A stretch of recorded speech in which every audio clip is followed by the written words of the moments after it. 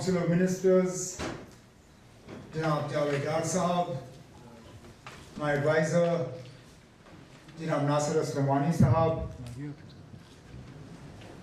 Honorable MLAs, Janab Ghulam Wadeem Mir Sahab, Justice Masoodi Sahab, Rafiq Nayak Sahab, Wahid Para Sahab, Vice Chancellor of IUST, Professor Shakil Ramshu Sahab, Dean Academic Affairs IUST, Professor Moon Sahab, all the distinguished guests assembled here today, members of the faculty, ladies and gentlemen, and most importantly, students of IUST. A very good morning and Assalamu alaikum to all of you.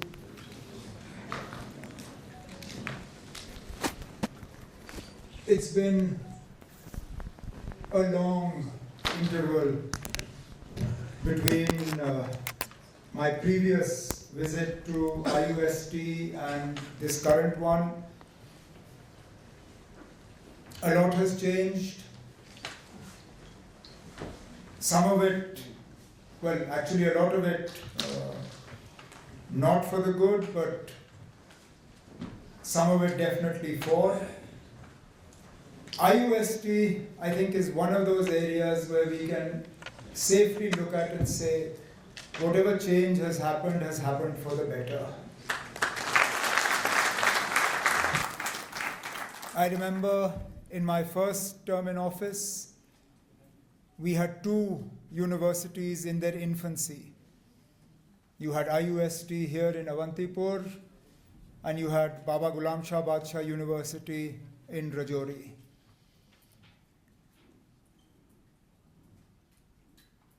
For various reasons, Baba Ghulam Shah Badshah University seemed to take off a lot faster than IUST did.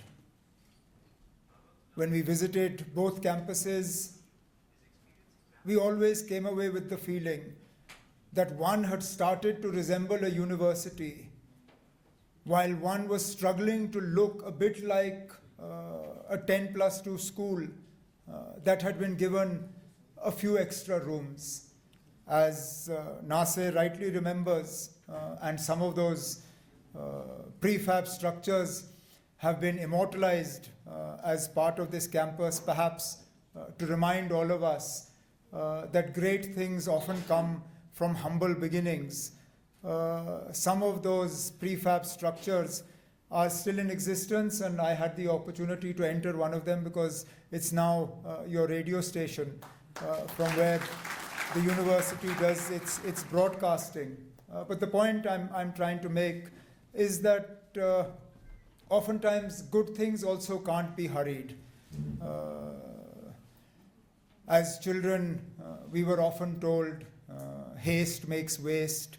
I remember in Burn Hall, that was one of the posters that we were treated to. We were treated to the fables of the hare and the tortoise, and that in a race, it doesn't matter how quickly you begin, what matters is how strongly you reach the finishing line.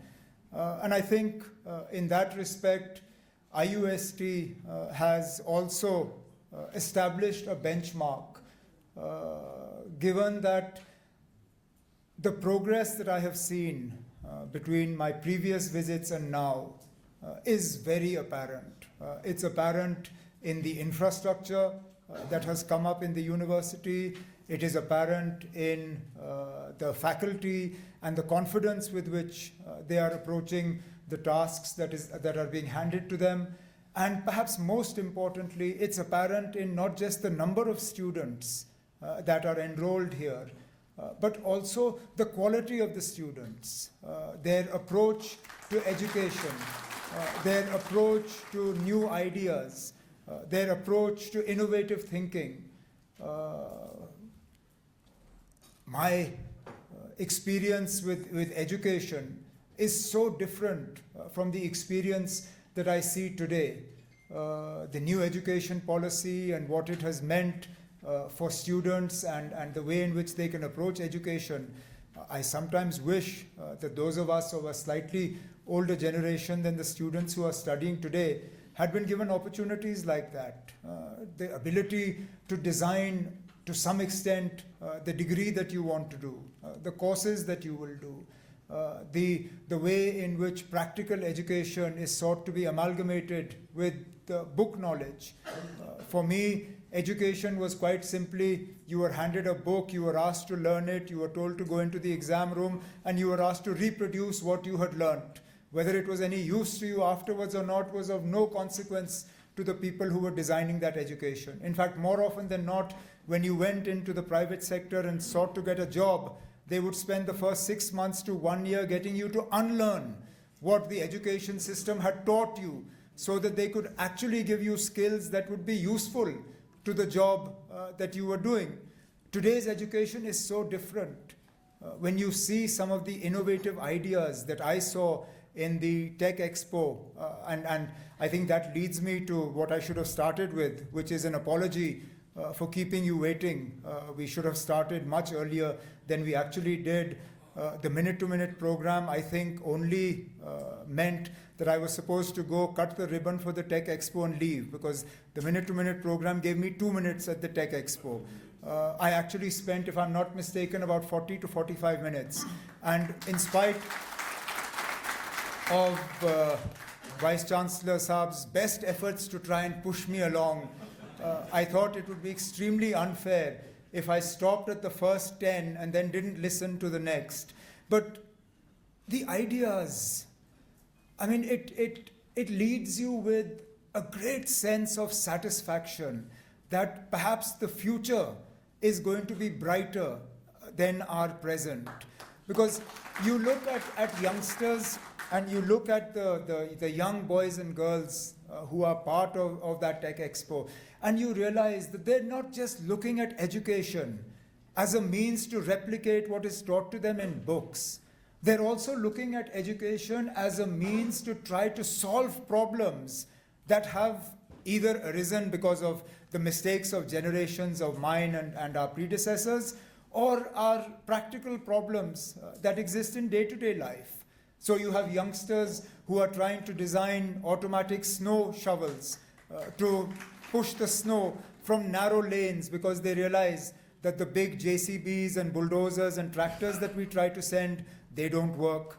You have people who are using advanced robotics to try and innovate solutions to practical problems. You have youngsters who are trying to use advanced robotics to address areas like even plucking of fruit. And then they realize that plucking of fruit actually can sometimes be detrimental to the fruit. So not only do they design a claw to pluck the fruit, but they design it in a way in which it is soft enough not to damage the fruit, but solid enough to be able to pluck the fruit off the tree. Now these are things that I can guarantee you in my childhood I would not have thought of.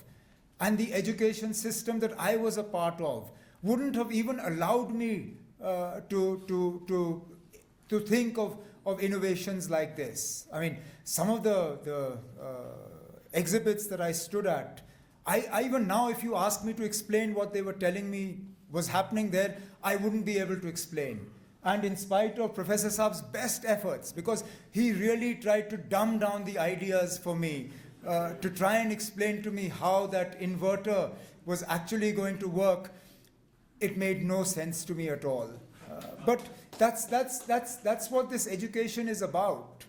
It's about allowing this mind to go places that otherwise it wouldn't go. It's about giving our youngsters opportunities. It's about not only creating a wealth of educated youngsters, but educated, employable youngsters who tomorrow will contribute to the economy. And then again, that's where the MoUs come into being. A number of MoUs signed with important players, both within the spectrum of Jammu and Kashmir and also from places outside, will give youngsters here in IUST an opportunity to grow their horizons.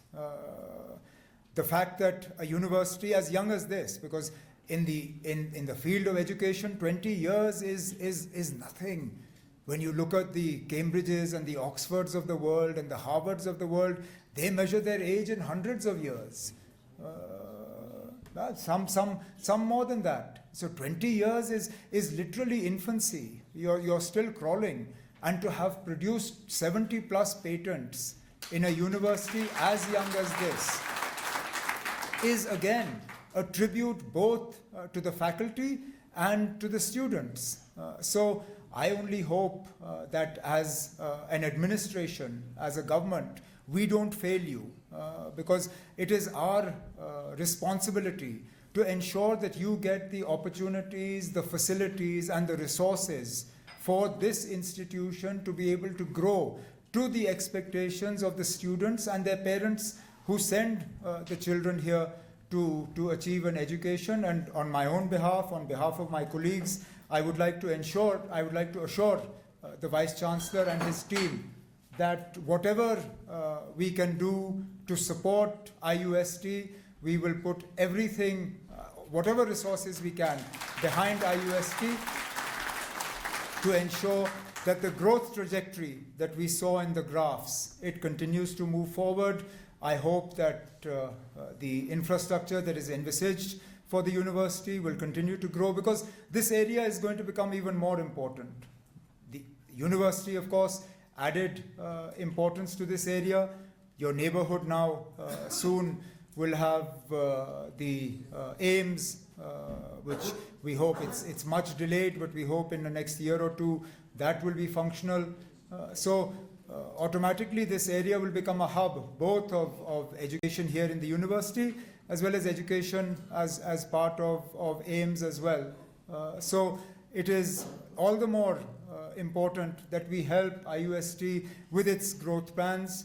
Two of the ideas that were shared by the Vice Chancellor, I think, are both that need to be taken forward. One, of course, is the land for the sports facilities. I will go back and talk to the department concerned and ensure that all the paperwork is completed and the transfer takes place. But I will add my own word of my own request to what Nasir already said, that we will help you with the sports facilities, but please don't confine them just to the university. This has been one of my complaints over the last year or so, that unlike Jammu University, where the synthetic track and the ground is made available to local residents to use for a few hours in the morning and evening, unfortunately in Srinagar, and I guess the same is true here, but I don't want to make assumptions. I know in Srinagar for sure, two such facilities came up within very close proximity of each other in Kashmir University and in NIIT. And both are closed to local residents of the area, which I think is extremely unfair, because if these facilities come up out of resources beyond what are the university's own resources, then they should be made available for wider use. So with that caveat, we will make sure the land is available to you. And secondly, on the question of affiliated colleges, I couldn't agree with you more. I think IUST needs to grow. We need to now recognize that Kashmir is no longer a place of one university. It is true we used to only have Kashmir University, so all colleges were affiliated with that. Now you have IUST. IUST has grown to the level where I believe colleges in South Kashmir can easily be affiliated with IUST. The problem is it's a mindset issue. Nobody wants to cede the powers that they have. And I am a living example of that. If that, and I'll end on this before I say anything too controversial, but the truth is that if it wasn't human nature to hold everything that we have, I would probably be here addressing you as Chancellor of the University and not Pro-Chancellor of the University. But that is a story for another day. As Pro-Chancellor for the time being, I can only assure you my fullest support and commitment to IUST, to your growth, and I will continue to be a well-wisher. As many times as you invite me to come, I will come and be a part of whatever story there is that is going on in the university. But once again, my heartiest congratulations. 20 years is a milestone, and I'm sure the next 20 will be even more sort of successful for IUST. All the very best, and thank you very much.